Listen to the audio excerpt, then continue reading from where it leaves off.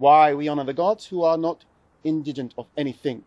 From hence we are presented with a solution of the doubts concerning sacrifices and other particulars relative to the cultivation of divinity. For that which is divine is not indigent of anything, but the honours which we pay to the gods are performed for the sake of our advantage, and since the providence of the gods is everywhere extended, a certain habitude or fitness is all that is requisite in order to receive their beneficent communications. Imagine that you are a child again, and you still believe in Santa Claus. When your parents tell you about the Yule traditions, you see them from the perspective of a child. Innocent, but also ignorant. So you can see that he's saying that the myths themselves have these multiple layers I mentioned for that purpose, because there are different levels of humanity, capable of different levels of understanding. When you grow older, you understand that there is no Santa Claus, and you see reality. You've passed the test.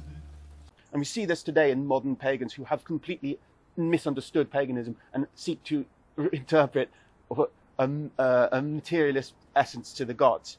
These aren't really pagans, they are mad people. They're completely insane. Now, that brings up a problem. If the modern native European man is not able to see what makes the shadows on the wall move on his own, why should I help him out?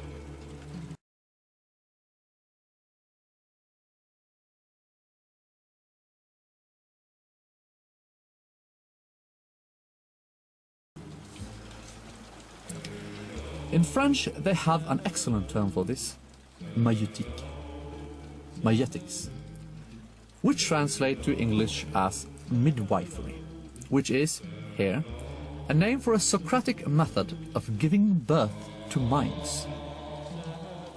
Maya, a native European goddess, is the midwife, helping the mother give birth. Actual way of interpreting myth is not just merely like the Egyptians who look for a parallel in some physical phenomena, like, you know,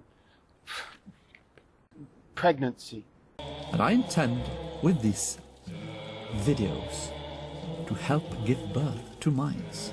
This is a very, very primitive worldview, very backward worldview, and it's nothing to do with the real meaning of pagan. What is the reason that mankind has myth? Why does he seek to know the gods? Why does he have gods? Because he knows that this physical realm is evidence of something beyond, something that created it, something that is superior to it. All religion serves this function.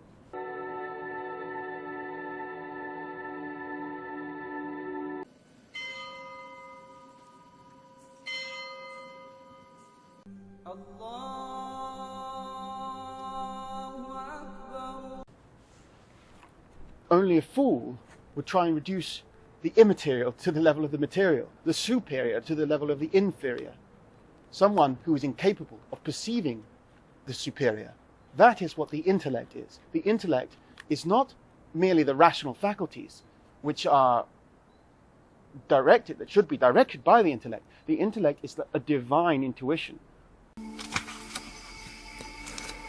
A better unlearned and bright than erudite and foolish. How fortunate we are then that we have sources such as the Neoplatonists.